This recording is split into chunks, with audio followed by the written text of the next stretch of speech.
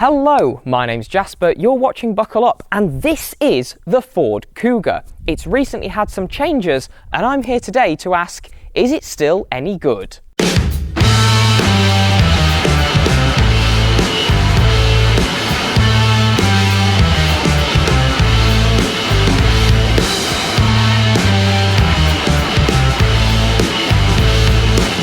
Now, the Kuga was of course Ford's first crossover and has been, since its release, a phenomenally popular vehicle for good reason. It was pretty good. And what Ford have done here is they've made a couple of tweaks to the exterior and interior as part of a facelift.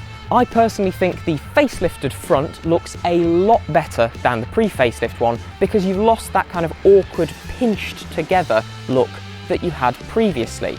What you've got here is a really nice, large, prominent black plastic grille with some pretty angry looking headlamp clusters and a striking LED strip that works its way across the entire front of the vehicle. You've also got a whacking great big Ford oval here, and down here you've got your assisted driving system sensors. Now, this model is the active trim, so I've got some lovely bits of metallic looking plastic that add a little bit of lift to the styling. These headlamp clusters are full LED and include your turn signals and some daytime running lights. You've got some black plastic inserts into the bumper and black plastic at the lower section as well, so it does have quite a good bit of presence on the road, helped of course by the big face. Definitely looks like a Ford Kuga. Not too much has changed at the side, with it still retaining the very familiar Cougar silhouette, but your headlamp clusters curve round beautifully into the side of the bonnet here, and you've of course got your black plastic running around your wheel arches. That helps lift the car, give it a slightly chunkier appearance. You've got on this trim some 19-inch alloy wheels, which are a diamond cut front, but with painted black inserts, and they look pretty smart. Here I've got my active trim badge, which of course ties in with this metallic plastic insert along the bottom of the doors, again raising the appearance of the car.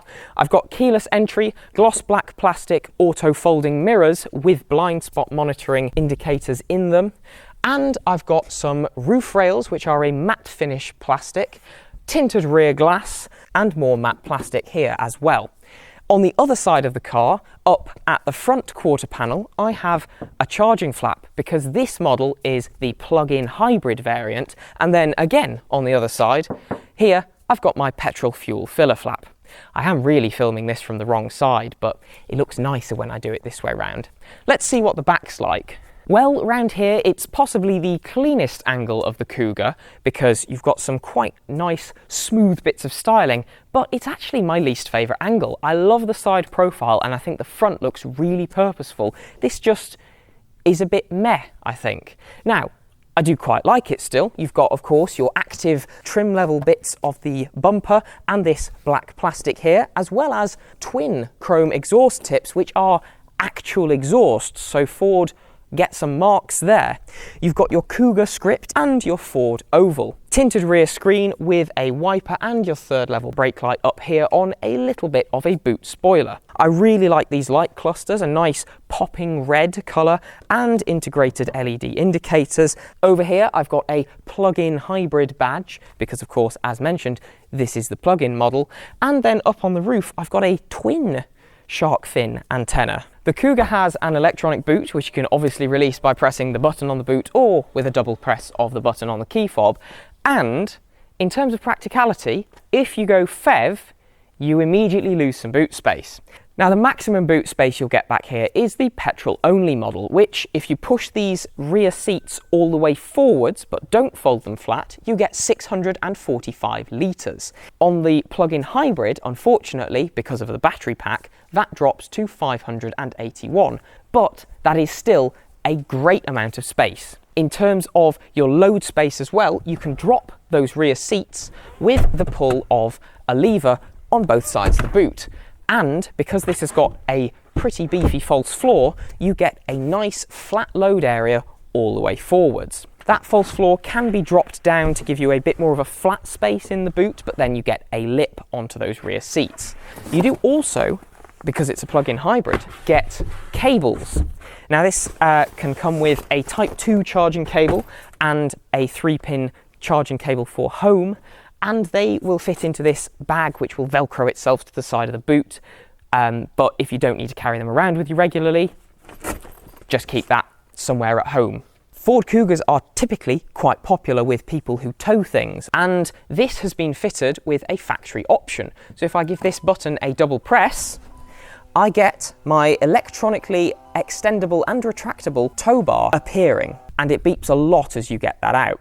Now, this model of Cougar, the plug-in hybrid, will tow up to 2.1 tonnes. If I fold that away, I can talk about the other things you get in the boot, which are a 12-volt socket, some cubbies at either side, and some pretty good tie-down points as well.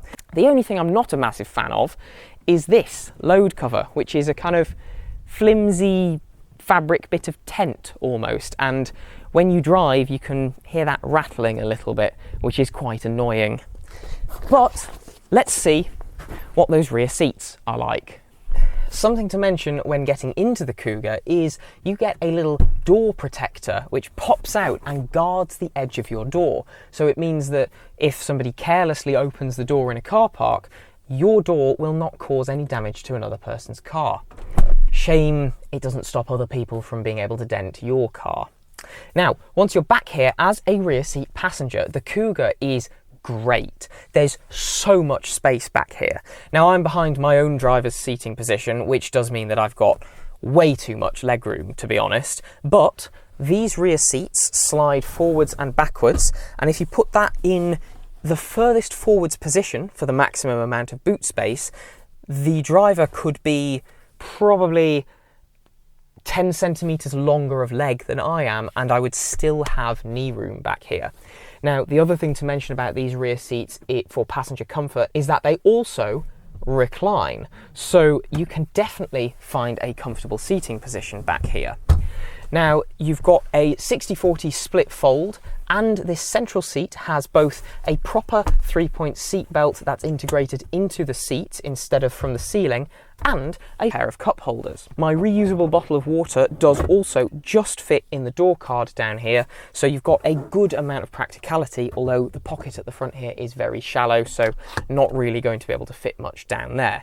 I've got a seat back pocket in both of the front seats, no little cubby down here, but I do have 2 USB Type-C charging ports and 2-stage heated seats on both of these outer seats. Rear passenger comfort is therefore pretty good, and when you pair that with this lovely Alcantara and faux leather material you've got on these seats, as well as the fact they are a very comfortable and squishy fabric, it's pretty good. And I've got a good amount of headroom in the rear, so somebody who is 180 centimetres tall should still be able to sit back here pretty comfortably, even though this has got a panoramic sunroof, which will eat into your headroom slightly. For people looking at this as a family vehicle, you've got ISOFIX points that are very easily accessible because there are no covers on them on both of these outer rear seats, and you could actually get 3 people across this back bench pretty easily. There's a very small hump in the floor, but in terms of width, height and legroom, the back seats of this Cougar are very good. The only thing that I do have to whinge about is material quality, because actually, for the price you're paying here, I'd like to see just a few softer touch elements back here. These door cards are really quite nasty cheap plastic all the way over them. You do at least have a padded section by your elbow, but this interior is a little bit rattly when you're on the move, and I think some of these material choices back here are the reason for that. So, the seats in the front are very similar to the ones in the back in terms of nice grippy Alcantara seat bases, and then some leatherette bolstering around the sides. They're also very comfortable, and both of these front seats are electrically adjustable, including height for driver and passenger. Additionally, getting comfortable up here is really easy because you get an extendable under thigh support, which if you've got short legs like me is not particularly helpful, but if you're longer of limb, it offers a little bit more support to underneath your thighs so you can stretch out on a longer journey. Adjustability of the steering column is great, both reach and rake, and then the rest of the cabin is pretty open and airy, despite being a lot of different shades of black plastic. The door cards are a small improvement on the rear seat because you've got some squidgy material up here, but it's still not quite as nice as some of its competitors, such as the Tiguan. The steering wheel is wrapped in leather and has a good amount of squidge to it, and you've got contrast stitching around it, which matches up with the contrast stitching you get on your seats. The Cougar does absolutely deliver when it comes to practicality. I've got a good sized door pocket for my reusable bottle of water, as well as a kind of tri-cup holder arrangement in the front, and then there's a small bit of pocket down here. I've got a tray down here which fits my phone in it. I could also put my phone down here on the wireless Qi charging pad, and then there's another area here suitable for keys. I've also got a USB Type-C and USB Type-A charging port for connecting to the infotainment system, and a 12-volt socket down here. There's a little kind of coin holder in the center console, and then a leather-wrapped squidgy armrest, which, if I open, has a pull-out tray that you can put things in for the top of the compartment, and then is pretty deep, although it does have an intrusion into it, so it's not a square shape all the way down. The glove box is very good though, because it's very deep, full width, and a decent height. It doesn't open particularly far though, so you can only get something that's about that tall through the opening. One thing that's changed as part of this facelift is you've lost some physical buttons from this area here. So where you previously had climate controls, now you've just got a volume knob, your infotainment system on and off, and your engine start-stop button, and you've got 4 shortcut buttons in the centre. The infotainment is Ford's Sync 4 system, which has a 13.2-inch diagonal widescreen display front and centre in the cabin. That's paired with a nice large digital dash, and the graphics on both of these systems are very good, nice crisp clear. Your driver's instrumentation cluster is matte, but this finish here is gloss, so it does pick up fingerprints a little bit. It's a pretty easy system to navigate, but it does beep at you every time you touch a button, which is a little bit annoying. You've got a lot of settings and features available through here, and because you don't have physical climate controls, you get a bar along the bottom of the screen, which is at least always there, but I'd still rather have actual buttons for pressing things. Now it's got automatic climate control, 3-stage heated seating on both of these front seats, and a heated steering wheel, as well as Ford's quick clear windscreen, so frosty mornings shouldn't be a problem for you in this. You just have to stab away at the screen to turn all of the functions on. The only physical buttons you've got in this centre control stack are your hazard light switch, parking brake release, auto hold, and then the aforementioned shortcut buttons in the centre, as well as a nice rotary shift selector. This infotainment system does have a built-in sat-nav system, which is pretty good. The graphics on here are all nice and responsive, and it's very good at conveying a lot of information to you. That's enough waffling on though. Let's see how the Cougar drives.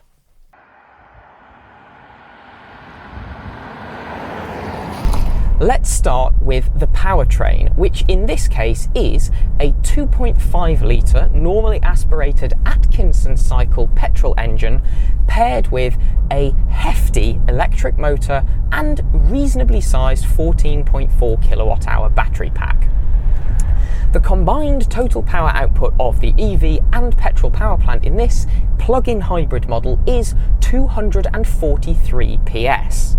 That and a healthy dollop of torque is enough to take you from 0 to 62 miles an hour in about 7.3 seconds, which is actually very sprightly, especially given the Cougar PHEV weighs over 1,800 kilos, which is heavier than most of its closest rivals, apart from something like the BMW X1, which is very chunky.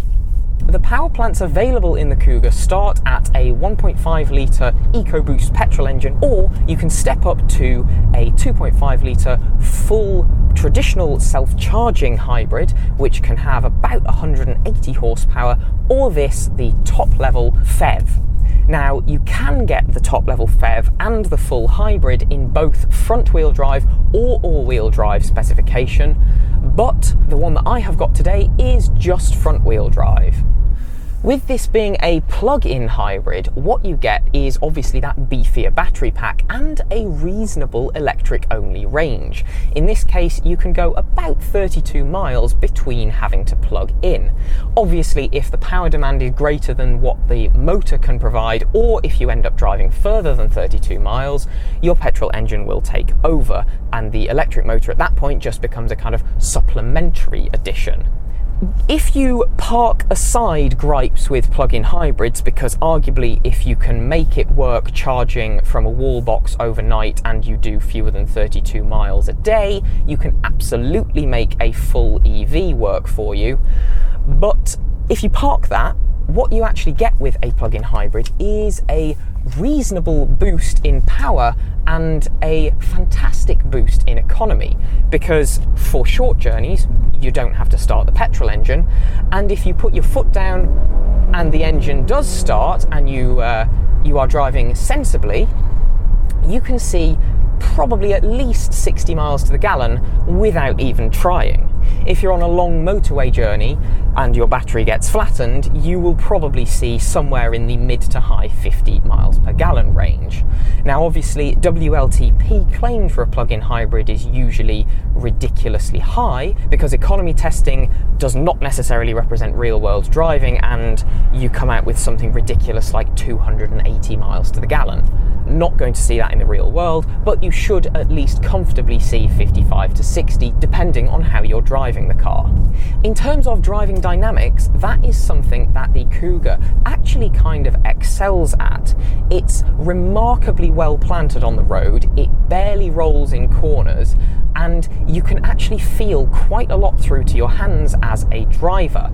So if you're a bit of a keen driver, this is possibly one of the crossovers that offers you the most feel and feedback. Now that's not necessarily a good thing though, because I'd argue with the steering you get a little bit too much feel and feedback. It feels too lively a lot of the time, with far too much sensation from the road coming through to your hands. You kind of feel like the steering wheel's getting dragged about when you go over poor road surfaces. The fact that the car barely rolls in corners as well and feels planted is down to the fact that it's got firm suspension, but that has the unfortunate consequence of making the ride a bit too firm and just a little bit too jiggly. Over poor surfaces, this feels quite unsettled, which isn't the best for something that's going to be a family hauler. It handles its weight incredibly well, with great levels of grip in corners. However, if you really put your foot down and the road surface is a little bit damp, that 243 PS and substantial amount of torque means that in this front-wheel drive model, certainly, you can get those wheels to spin at up to about 40 miles an hour. It's not quite got the delivery of power correct in terms of smooth takeoff and acceleration. In dry conditions, though, no problem. The other thing to mention about the way the power is fed through to the road is that it's through a CVT. In most normal driving conditions, the engine is barely perceptible. It's the faintest hum in the background. The more prominent noise you get when driving this is a little bit of tyre rumble, despite the fact that it's only on 19-inch wheels and has a good amount of sidewall. There is still tyre noise and you can still feel bumps in the road because of the stiff suspension. And the other noise you get is quite a bit of kind of muffled rattling and rumbling from various different bits of plastic and fabric on the interior. Some of the door card material and plastics in this cabin can be audibly heard when going over rough surfaces. One thing that is weirdly quiet though is the indicator tick-tock sound. It's barely audible. So other than the powertrain, which is incredibly quiet, the rest of the driving experience is not the quietest. One area where the Cougar absolutely nails things though is technology. So this has got an excellent lane keep assist system, with it keeping you smack bang central in the lane, tracking lane markings incredibly well, and the camera system that you've got guiding the speed limit recognition and your radar guided cruise control are all fantastic. The safety systems in this car are really good. They really do make you feel like the car has got your back. In this, you've got auto wipers, auto LED headlamps with full beam assist, and actually the auto full beam assist is brilliant because what it will do is it will pixelate the area in front of you and keep areas that aren't facing traffic illuminated at full beam. So off to the left of the road you can really see road signs. It will always keep that bit as full beam unless you're overtaking something, in which case it drops it out. The technology that this car has is really very, very good. You've got a heads-up display for crucial bits of information, and the built-in sat-nav system and infotainment system is very good. Comfort in the cabin is great, with the seats being very supportive, nicely bolstered, and very easy to adjust and find a comfortable driving position. Pedal feel is also really good, and you get a few different ranges of drive modes. So pushing this shortcut button down here allows me to choose between normal, eco, sport. In normal mode, you can choose to have the EV assistance step in and out as per the car's decision, or you can tell it you want to use EV now, so it'll drain the battery immediately, or save the EV for later, in which case engine only with a little bit of electric assistance, and then you get the full 32 miles when you get to, say, an inner city destination. This actually elected, when I drove to Birmingham, to use EV mode only when I entered Birmingham's clean air zone, for example. Down here I can push an L button, which doesn't mean low range, but actually gives me more regenerative braking. So that's a good option for driving if you want to eke out the most efficiency possible. Let's go and conclude.